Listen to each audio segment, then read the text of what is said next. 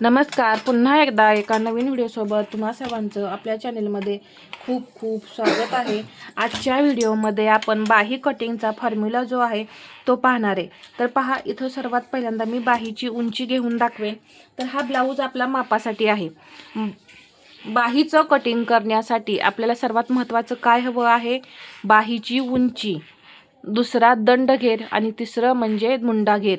हे तीन मापं आपल्याला गरजेची आहेत। तुम्ही जर नवीन शिकत असाल तर पहा, इथं मी जो हा फॉर्म्युला सांगणार आहे या पद्धतीने बाहीचं कटिंग करा। मापे मी सांगेल त्या पद्धतीने घ्या। खूप छान अशी आणि एकदम परफेक्ट अशी तुमची बाही तयार होणार आहे। तर सर्वात पहिल्यांदा मी घेणार आहे बाहीची उंची। तर इथे पहा, शोल्डर जोडलंय, इथून आपण बाहीची उंची घेणार आहे। तर किती आहे? 5 इंच इथं आपली बाही आहे।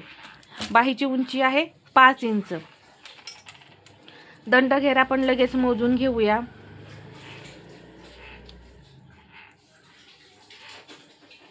5.5 इंच दंडघेर आहे।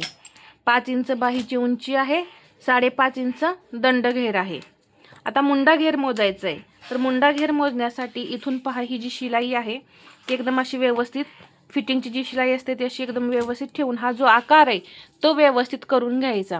हा आकार व्यवस्थित करून घेतल्यानंतर या पद्धतीने मुंडाघेर पहा, हळूहळू टेप फिरवत फिरवत मुंडाघेर मोजायचा आहे। किती आला? 8.25 इंच इथं मुंडाघेर आपला आलेला आहे। किती आलेला आहे?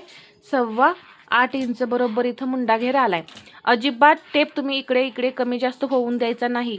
पहा, या पद्धतीने आता इथे जर मी टेप ठेवलाय तर असं बोटाने याच्यावरती प्रेशर द्यायचं, मग असा फिरवायचा। नाहीतर काय होतं, लूज ठेवलं तर पहा या पद्धतीने तुमचा हा टेप हलू शकतो। त्यासाठी अगदी व्यवस्थित असा हा मुंडाघेर मोजून घ्यायचा आहे। तर 3 मापे मी या इथे तुम्हाला एकदम परफेक्ट अशी मोजून घेऊन दाखवली। आता सर्वात पहिल्यांदा बाहीची उंची घ्यायची आहे। इथे पहा, जी बंद बाजू असते त्या बाजूला आपण बाहीची उंची टाकत असतो। बाहीची उंची प्लस 1 इंच, तर 6 इंचावरती या पद्धतीने एक पॉईंट देऊन घ्यायचा।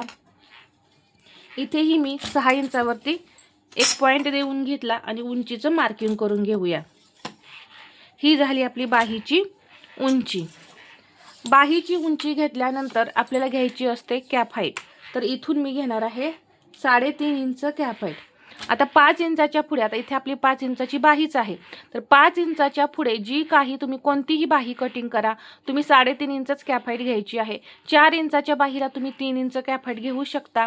3 इंचाची बाही सेपरेट त्याला कटिंग करायचं असतं, ती कशी कटिंग करायची आहे याचा सुद्धा व्हिडिओ आपल्या चॅनलवरती आहे। इथे मी अजून एकदा असा 3.5 इंचावरती पॉईंट दिला आणि एक लाईन ओढून घेतली। लाईन ओढल्यानंतर इथं पहा उंची आहे। आता आपल्याला मुंडाघेर वापरायचा आहे। आपला मुंडाघेर किती आलेला? 8.25 इंच आलेला।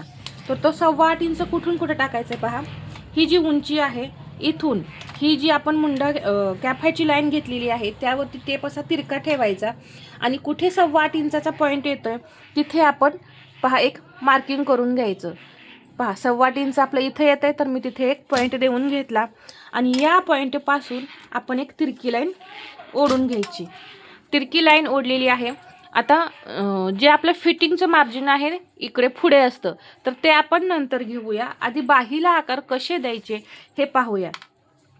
बाहीला आकार देण्यासाठी मी इथं घेतलेला आहे 1 इंच, कॅप हाईट घेतलेली आहे 3.5 इंच, बाहीची उंची आहे 5, त्यामध्ये मी 1 इंच प्लस केलेला आहे। तर आपलं इथं किती झालेलं आहे?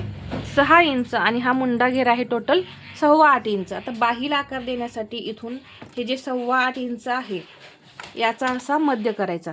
मी या लाईनीचे 4 समसमान भाग तयार करून घेणार आहे। तर त्यासाठी सर्वात पहिल्यांदा हे 2 भाग तयार करून घ्यायचे।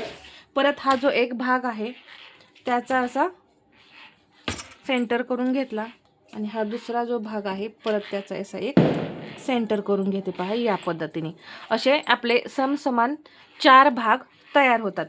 आता आकार देण्यासाठी सर्वात पहिल्यांदा हा पहिला पॉईंट 1/2 इंच वरती, दुसरा पॉईंट 1/2 इंच वरती आणि हा तिसरा पॉईंट जो आहे तो 1/2 इंच असा खालच्या साईडला घ्यायचा। या पद्धतीने तुम्ही पॉईंट घ्यायचे आहेत। एकदम परफेक्ट असा पानाचा आकार सुद्धा येतो आणि खूप छान असा बाहीचा आकार सुद्धा येतो। ही ट्रिक एकदा नक्की वापरा. बाहीला आकार देणं काहीही अवघड नाही. तर पहा, पुढचा आकार देण्यासाठी इथं मी 1 इंच जी आहे इथून या पहिल्या पॉईंटपासून सेंटर पहा या पद्धतीने असा आकार आणला. परत हा पॉईंट जोडायचा. हा जो अर्धा इंचाचा पॉईंट आहे ना, तो पॉईंट जोडून घेऊन जिथे आपलं फिटिंगचं मार्जिन आहे इथपर्यंत हा आकार आणायचा आहे. ठीक आहे. तर हा पहा अगदी पानाच्या टोकासारखा एकदम छान असा आपला आकार तयार झाला.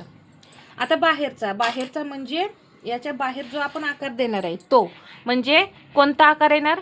बाहीचा पाठीमागचा आकार. ब्लाऊजच्या पाठीमागच्या साईडला जी बाहीचा आकार जोडला जातो तो आकार तयार करायचा. तर हा खोल खड्डा तयार झाला तो आपण पुढच्या बाजूला जोडतो. तर पाठीमागचा आकार देण्यासाठी इथे 1 पाव इंचावरती पॉईंट द्या, इथे 1 पाव इंचावरती पॉईंट द्या